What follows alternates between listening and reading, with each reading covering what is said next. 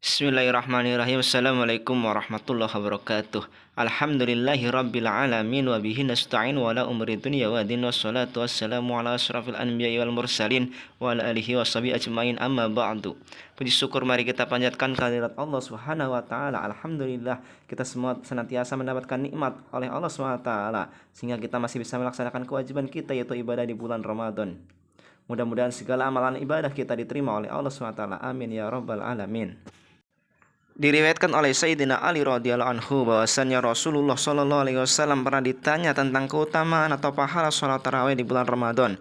Beliau shallallahu alaihi wasallam menjawab, barang siapa orang yang beriman yang mengerjakan sholat tarawih di malam yang ke-11, maka oleh Allah SWT akan dikeluarkan dari dunia ini dengan diampuni dosa-dosanya sama seperti bayi yang baru keluar dari rahim ibunya. Betapa besar karunia Allah SWT, sehingga kita yang melaksanakan sholat tarawih di malam yang ke-11 akan mendapatkan pahala seolah-olah akan meninggal dunia dalam keadaan bersih dari dosa seperti bayi yang baru keluar dari rahim ibu kita. Saudara-saudaraku kaum muslimin dan muslimat yang dimuliakan oleh Allah, kehidupan seseorang di dunia ini dimulai dengan dilahirkannya seseorang dari rahim ibunya. Kemudian setelah ia hidup beberapa lama, ia pun akan menemui sebuah kenyataan yang tidak bisa dihindari, kenyataan sebuah kematian yang akan menjemputnya. Sudah menjadi keyakinan pada diri kita bahwa setiap ada awal pasti ada akhir, setiap ada kehidupan pasti ada kematian. Tidak ada keabadian di dunia ini. Semua datang dan pergi silih berganti. Ada yang lahir dan ada yang meninggal. Demikianlah kalau kita mau merenungi kehidupan ini, dan bertemulah kita yang disebut dengan maut. Allah SWT berfirman dalam Al-Quran surat Ali Imran ayat 185, wallahu a'lam bishawab. Setiap yang bernyawa pasti akan merasakan mati. Ayat ini merupakan ayat yang agung yang apabila dibaca mata akan menjadi berkaca-kaca.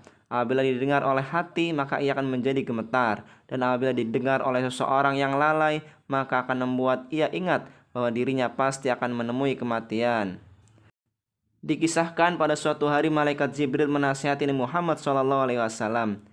Isma syi'ta fa innaka mayyitun. Silakan lakukan hidup semaumu dan menurut gayamu, tapi pasti kamu akan mengalami kematian. Mati bukanlah babak akhir, tapi babak baru bagi kehidupan selanjutnya.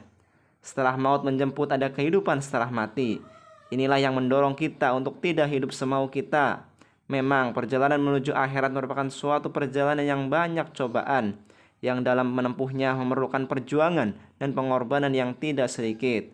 Rasulullah SAW telah bersabda, "Lau ta'lamuna ma a'lamu la dhahiktum qalilan wa la bakaitum katsiran." Andai saja engkau mengetahui apa yang aku ketahui, niscaya engkau akan sedikit tertawa dan banyak menangis. Hadis riwayat muttafaqun alaih. Banyak keutamaan dari mengingat kematian. Dengan mengingat kematian akan mendekatkan diri kepada Allah, menyebabkan seseorang jauh dari tipu daya dunia, sehingga selalu menuntut persiapan baginya untuk akhirat. Mengingat kematian juga menjadi penghapus dosa-dosa. Rasulullah SAW bersabda, perbanyaklah dari mengingat kematian, karena sesungguhnya mengingat kematian itu dapat menghilangkan dosa-dosa dan menjadikan manusia zuhud pada dunia. Hadis riwayat Abi Dunya. Mengingat kematian termasuk orang-orang yang pandai. Dari Umar radhiyallahu anhu berkata, siapakah orang yang paling pandai di antara manusia dan yang paling mulia wahai Rasulullah?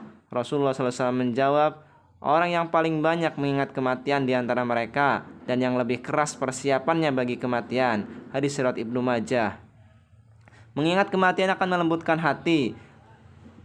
Diriwayatkan dari Sofiyah radhiyallahu anha berkata, sesungguhnya telah datang kepada Aisyah radhiyallahu anha seorang wanita yang mengadu akan kekerasan hatinya. Lalu Aisyah berkata, perbanyaklah mengingat kematian, niscaya hatimu akan menjadi lembut. Mengingat kematian akan mengurangi kenikmatan dunia, sehingga jika lalai dalam mengingat kematian, maka kamu akan terpesona dengan indahnya dunia. Mengingat kematian akan membantu meningkatkan kualitas sholat. Rasulullah SAW bersabda, ingatlah kematian dalam sholatmu, maka sesungguhnya apabila seorang laki-laki mengingat kematian di dalam sholatnya, maka ia akan memperbagus sholatnya. Dan sholatlah seperti sholatnya laki-laki yang tidak menyangka bahwa ia masih memiliki kesempatan untuk melakukan sholat lainnya.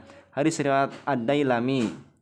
Kematian itu amatlah menakutkan dan bahaya melupakannya itu sangatlah besar. Kelalaian manusia pada kematian itu terjadi karena sedikitnya pengetahuan dan ingatan mereka pada kematian. Barang siapa mengingat kematian, di mana ia tidak mengingatnya dengan hati yang kosong, tetapi dengan hati yang disibukkan dengan nafsu syahwat dunia, maka mengingat kematian tidaklah berguna dalam hatinya. Nabi Isa alaihissalam, bila disebut kematian di sisinya, maka kulitnya meneteskan darah. Dan Nabi Daud alaihissalam, apabila mengingat kematian dan kiamat, maka ia menangis sehingga persendiannya terlepas. Ingatlah, dikala nyawa kita dicabut oleh malaikat maut, nafas kita tersengal, mulut kita dikunci, anggota badan kita lemah, pintu taubat telah tertutup bagi kita. Di sekitar kita terdengar tangisan dan rintihan handai tolan yang kita tinggalkan.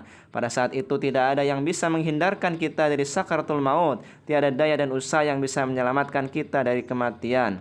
Allah SWT berfirman dalam Al-Quran surat Qaf ayat 19, Wallahu a'lam bimuradih. Dan datanglah sakaratul maut dengan sebenar-benarnya, itulah yang kamu selalu lari darinya. Allah SWT juga berfirman dalam Al-Quran surat An-Nisa ayat 78, Wallahu a'lam bimuradih. Di mana saja kamu berada, kematian akan mendapatkanmu, meskipun kamu berada di benteng yang kuat.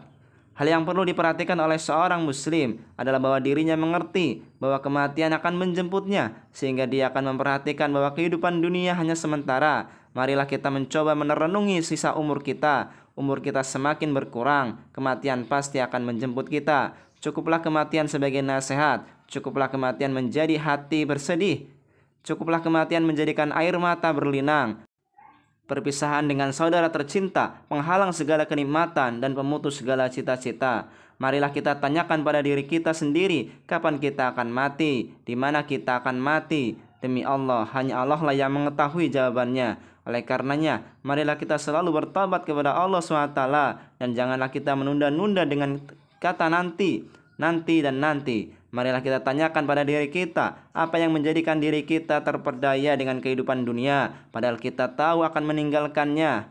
Perlu kita ingat bahwa harta dan kekayaan dunia yang kita miliki tidak akan kita bawa untuk menemui Allah SWT.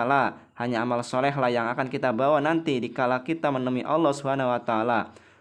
Marilah kita bersama-sama melatih diri kita untuk senantiasa memperbanyak mengingat mati, membicarakan kematian, agar kita senantiasa mengingat kehidupan yang kekal abadi, yaitu kehidupan setelah mati di akhirat. Mari kita gunakan waktu kita dengan seimbang untuk mencari bekal perjalanan hidup di dunia yang hanya sementara. Lebih utamanya mencari bekal untuk perjalanan hidup setelah kematian, yaitu kehidupan akhirat. Mudah-mudahan melalui keberkahan sholat tarawih yang kita laksanakan pada malam yang ke-11 ini, kita semua mendapatkan ampunan Allah SWT dan meninggal dunia dalam keadaan bersih seperti bayi yang baru dilahirkan. Dan mudah-mudahan Allah SWT senantiasa memberikan taufik dan hidayahnya kepada kita semua untuk senantiasa diberikan kemampuan untuk bisa mengambil pelajaran dari banyak mengingat mati. Amin ya rabbal alamin. Wallahul muwafiq ila aqwamit thoriq. Assalamualaikum warahmatullahi wabarakatuh.